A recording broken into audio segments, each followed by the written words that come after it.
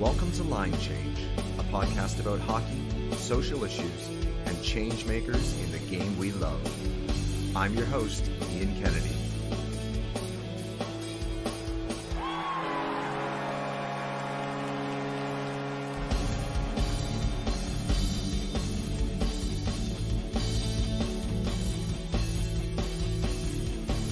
Welcome to Line Change. I'm your host, Ian Kennedy, and today I'm talking to professional hockey player Jacquie Pierri. But more than hockey, Jacquie is also a climate scientist. She works in engineering, specifically with a focus on refrigeration. If you've never wondered what goes into keeping arenas cool and the ice we skate on frozen, Jacquie's going to explain it to us because there are sustainable ways to do this, and there are ways that cause a great impact to our climate. Thanks for joining me for this Line Change. I'm your host, Ian Kennedy, and today our guest is Jacquie Pierri. Thanks, Jacquie, for joining me, and we are here to talk about the environment, and more specifically, the very exciting topic for me, and I think for other people once they hear you explain how important this is to the world of refrigeration, because I think we look at arenas, we think of the game we love, and when we look at the ice, we probably don't think anything about what it takes to get to that point, what it takes to keep that ice frozen the whole time, especially in those big NHL arenas where thousands of people are coming in. So we're going to get to that, but first of all, I want to talk to you about your own hockey career. Still playing the game. Maybe you can just tell us about where you're at right now. Obviously, you played some NCAA hockey and then moved on to the Canadian Women's Hockey League. But if you could just run us through that so people know your background if they're unfamiliar with Jacquie Pierri. So I'm actually in northern Italy now. I'm playing in Bolzano in the European Women's Hockey League. I'm hoping to get my citizenship and to play for the national team here in Italy, but I'm still having fun just playing, even if that doesn't work out. So yeah, I played at Brown University, and while I was there, I did an engineering degree, specifically in energy engineering. And then after I graduated, I followed one of my teammates from Brown up to Calgary, Erica Crom. She's coaching at Yale now. And I broke out the Inferno hoodie for this. So I played in the Canadian Women's Hockey League for 5 years. A year after I left, it was closed down and they started the PWHPA.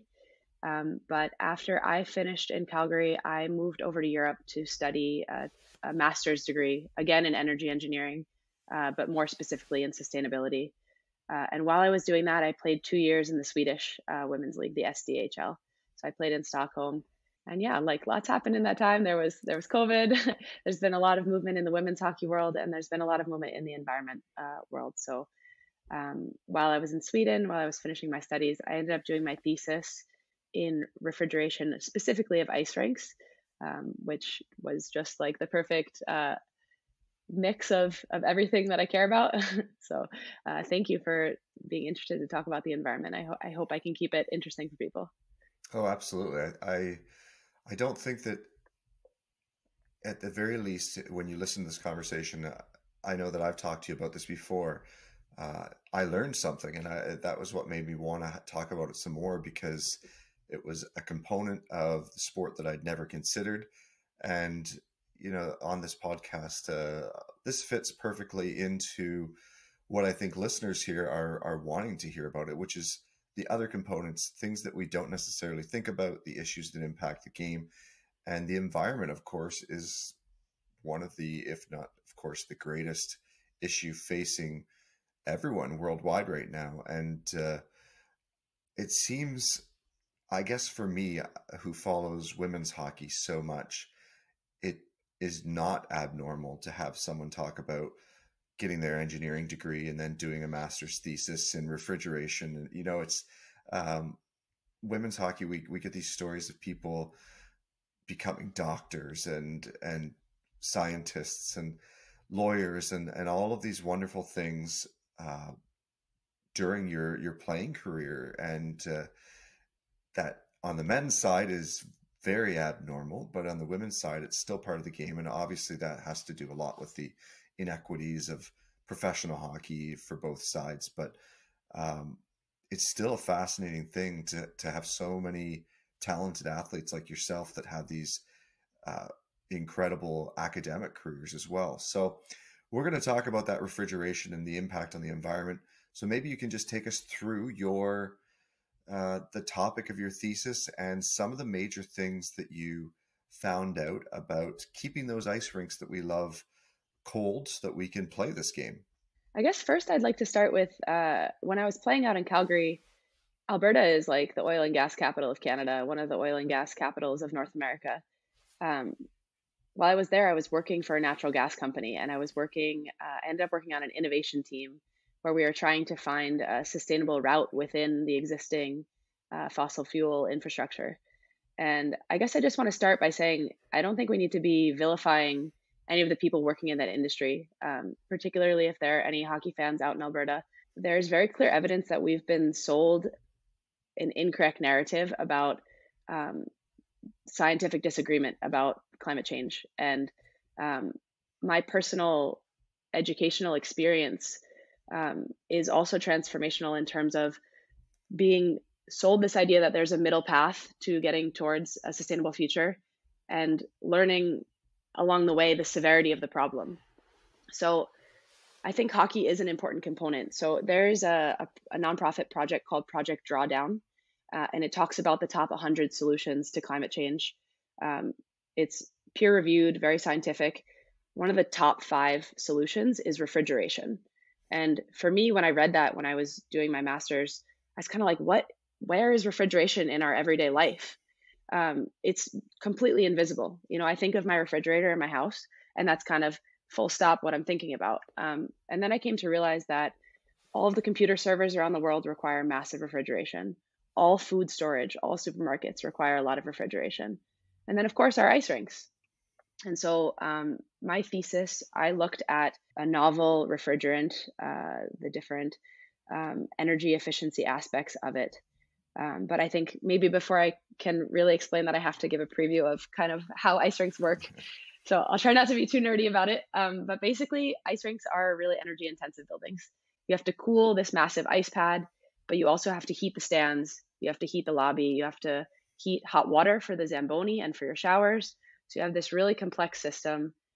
You also, with that heating and cooling, you have a lot of temperature exchange between the hot and the cold. The thing when we were kids in physics, like hot air rises, it mixes with the hot and cold air mixes. You get a lot of moisture, you get a lot of condensation. I'm sure we've all been in rinks where the glass is completely fogged and it's super weird to play. That's caused by the hot and the cold mixing together. Under the rink, there are tubes that run a coolant, basically. And the coolant that's running underneath the rink can be thousands of times more damaging than carbon dioxide. So carbon dioxide is the most common, most well-known greenhouse gas. We know that it traps heat in the atmosphere and is causing global warming. We also know that different substances, different gases have different rates of heating. So some gases trap more heat than others. For example, the most famous one is natural gas or methane, which traps about 30 times more heat than carbon dioxide. So it can be more damaging. And then you look at refrigerants, and those are thousands of times more damaging, some tens of thousands of times more damaging in terms of trapping heat in the atmosphere. Essentially, a lot of rinks in Canada are using ammonia, which has zero global warming potential.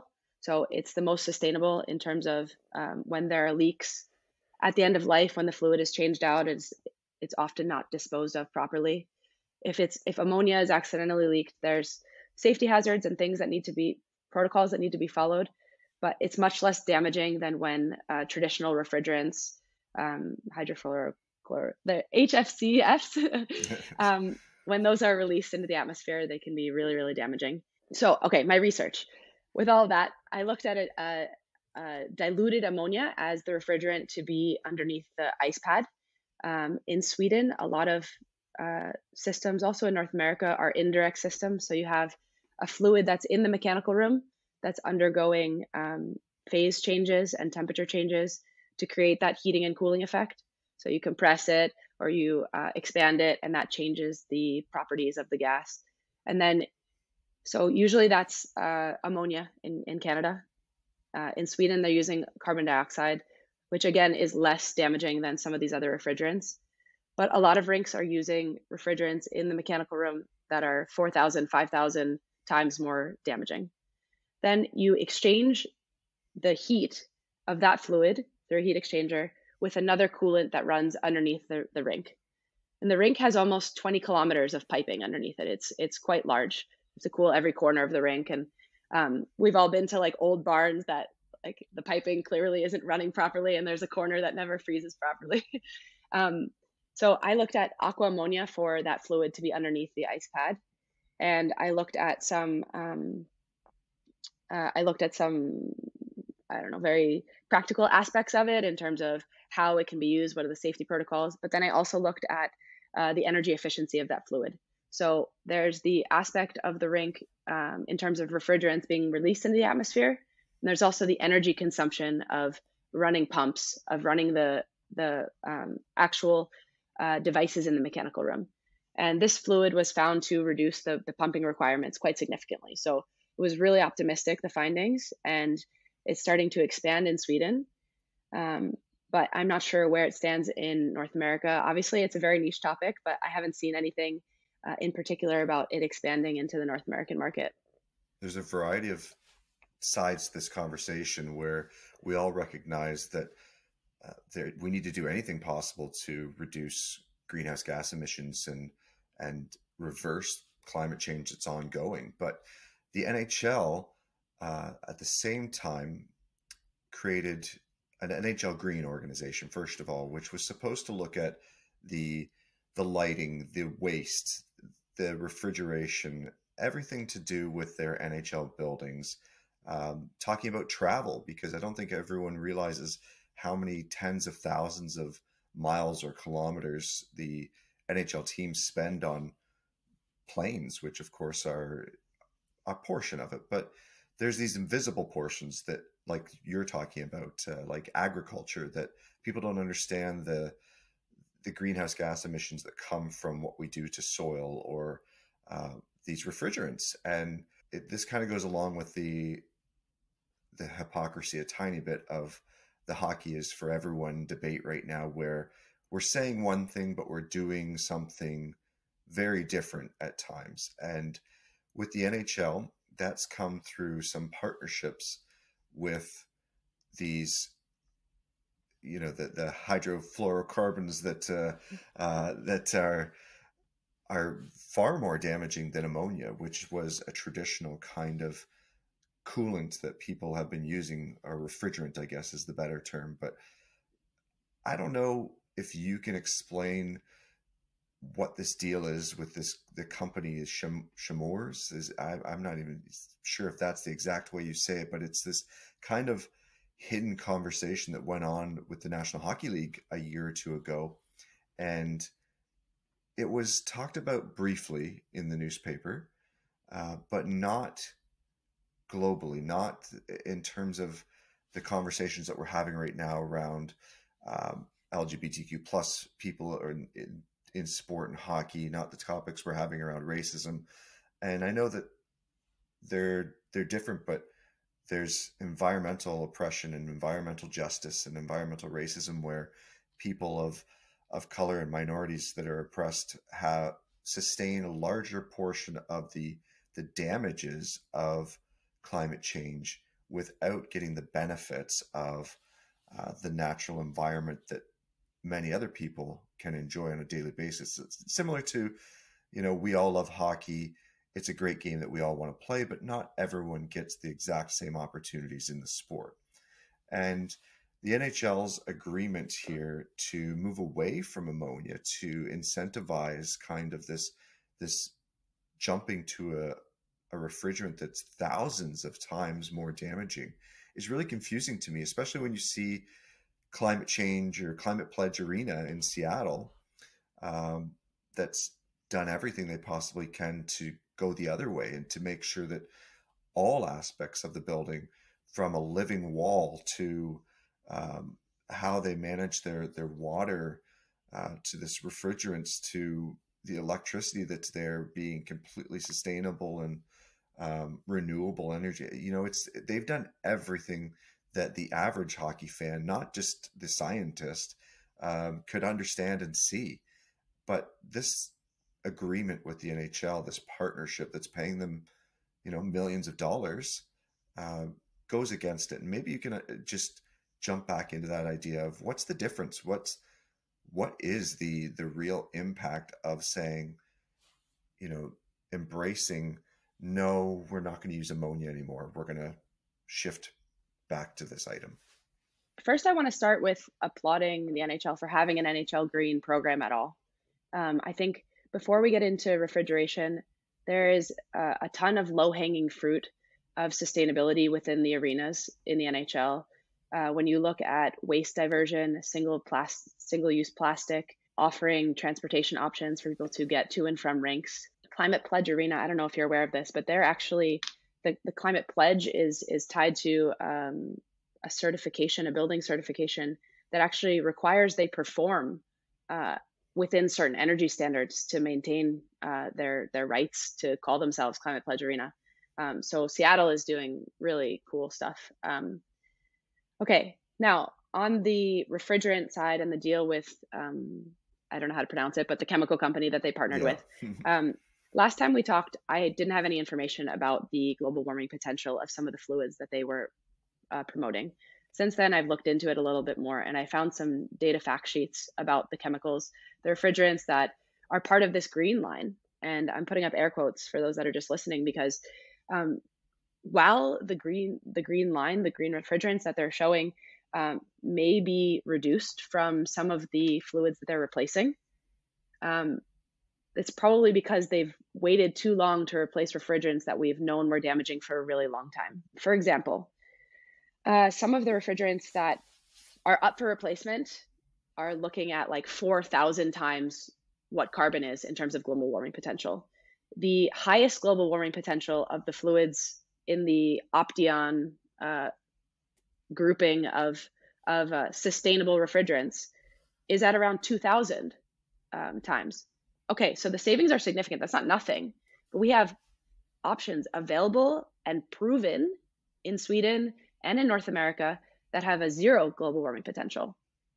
And so I think that just points to the fact that the general public and also engineers who are doing the design of refrigeration systems for the NHL don't understand the urgency of the climate emergency, don't understand exactly how big of a problem we're dealing with. And this is something we've talked about before, what a threat to the sport it is if we want to be really narrow focused. When we talk about accessibility to hockey with the Hockey is for Everyone campaign, costs are a big factor in that. And energy costs are a huge barrier to cheap ice time. And on top of that, global warming and shorter winter seasons are pushing more players inside. Pond hockey is becoming less and less available. This is something that we've talked about. There's an organization out of Finland called Save Pond Hockey, and a couple, I don't remember the name of the organization, but there's another organization that's actually studying and tracking the reduction in lake ice and how long people can skate during the season. So yeah, I'm disappointed in the refrigerant deal with the NHL. I think likely the company is selling it as a green line, and because this is such a complex topic, probably there aren't experts at the NHL who can really say or disagree with the company that's coming to them with a green line. It is more green than some of the most egregious refrigerants in use. Is it as green as we could be? Absolutely not. That whole debate of what's green and what's clean, it reminds me of President Trump, who I'll resist to any other comment or conversation regarding that. But when the terms like clean coal come out, it is not. There's no possible version of coal that is clean. So, is it potentially more clean than the systems they were using to burn coal originally? Probably. Is it completely damaging to our environment and our climate? Absolutely. I don't think any NHL team would be happy with improving just marginally like that over time in their own on ice performance. If you said, we have the option to go from 4,000 to 0, we're going to allow, 40 shots a game, or we're going to allow 0 shots a game.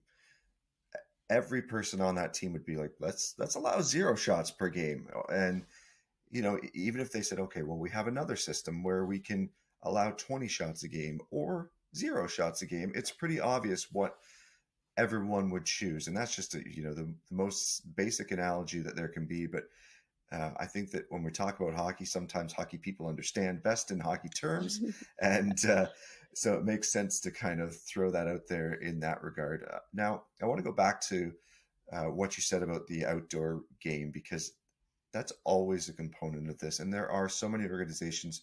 You talked about Save Pond Hockey, and I'm going to have a few of the NHL ambassadors from that organization on at a later date to talk about that group and what they're doing. And I know for myself, I live in the Great Lakes, and we've been having less and less ice, of course. This winter in particular, there's a local pond that I would usually go down to and skate with my family. And we didn't have a single day this winter that was frozen. There was no single opportunity to go skating. And that is something that's alarming. A lot of people that are climate deniers would say, it's cyclical, it's a trend.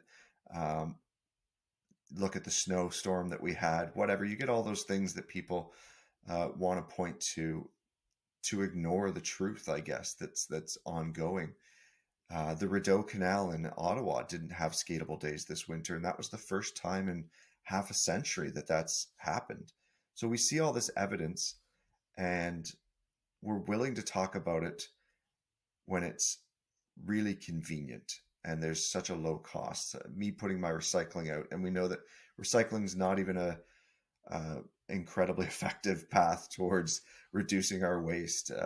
We've talked about laws banning single-use plastics, and that's great. And I've stood in those NHL arenas as a media person and looked at the waste that's sitting on the ground after every single game under seats, and it's immense. And there's 20,000 people dropping their popcorn bag and their 2 containers of plastic beer and like whatever they're having.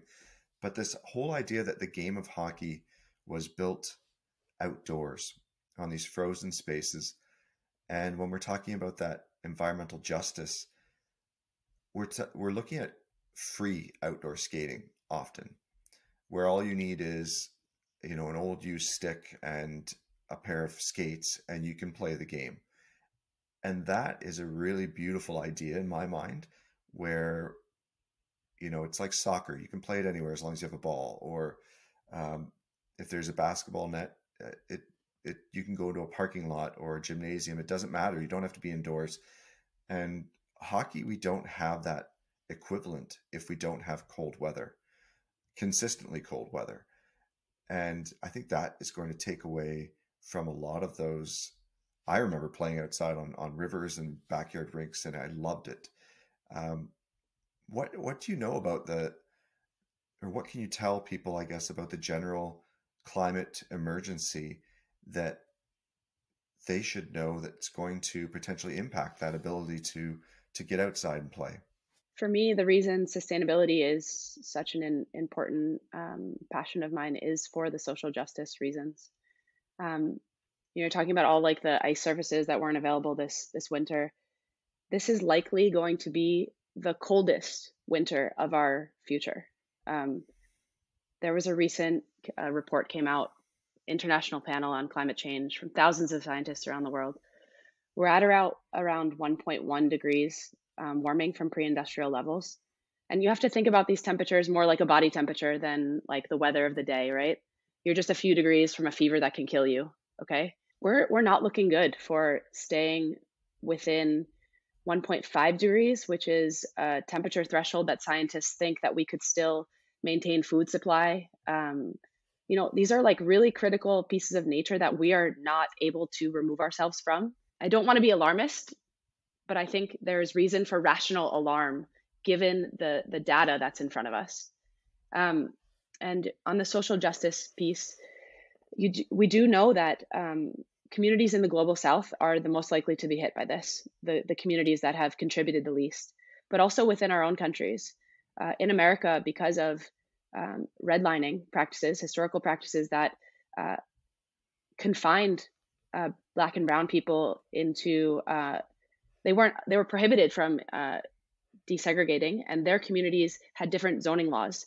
And we see the legacy of that now, that Brown and Black people are more likely to be next to high polluting power facilities, high polluting agricultural factory farms, high polluting highways. They have higher rates of asthma, and they're also much more likely to be victims to flooding, to forest fires. They have people with less spending power, have less ability to move out of communities that are at risk for floods.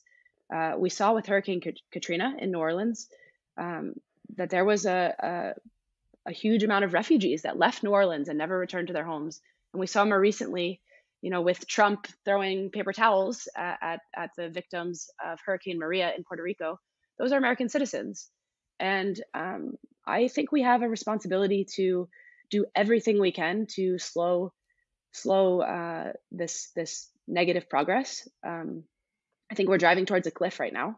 And in a lot of the political dialogue, we're talking about what's playing on the radio instead of stopping. And while we can talk about what we can do as individuals, the bottom line is we need to stop burning fossil fuels. That if we want to stay in a range that this planet remains livable, that we can grow our food, that we have water to drink, that we aren't dying from heat waves. I mean, I know these things sound very alarmist, but like I said, the data is very clear about these things. We need to stop burning fossil fuels. It's such a simple idea, and yet the debate continues about renewable energy sources that are completely clean, and that the technology is increasing so rapidly that we have all the solutions that we need right now. And that ties back into exactly what you've been talking about. We have the knowledge, we have the science stating this is the best way to cool the ice surfaces that we have in these arenas, whether it's a brand new build or a retrofit of a 50-year-old facility. We know exactly what the best path is, and still we're choosing something else. And that's what we've been doing in all aspects of society. And I don't think that it's alarmist. I don't think that it's wrong to say. And that's why I was so excited to host the show, to talk about these things that are blind spots, things that we just put our heads in the sand and ignore while we're watching hockey. I mean, I don't want to look at the game and think about how many global warming units are coming out of the ice surface while I'm watching Connor McDavid or Marie-Philippe Poulin, do their thing on the ice. But should I know about it? Absolutely. And that's why I'm so appreciative of you joining me today and having this conversation, because I do think it's a portion of hockey that we should talk about, and bringing together someone like yourself that's not just an expert in this climate conversation, but a professional hockey player that's gone through all of those ranks. It's such a unique thing to give voice to hockey players that want to do this change and want to be part of it too. So thank you so much for joining me today, Jacquie. Thanks so much for having me and for being willing to talk about this. I think through sport, we understand how important leadership is. And I know it feels like we're just a small piece, but it adds up to a lot.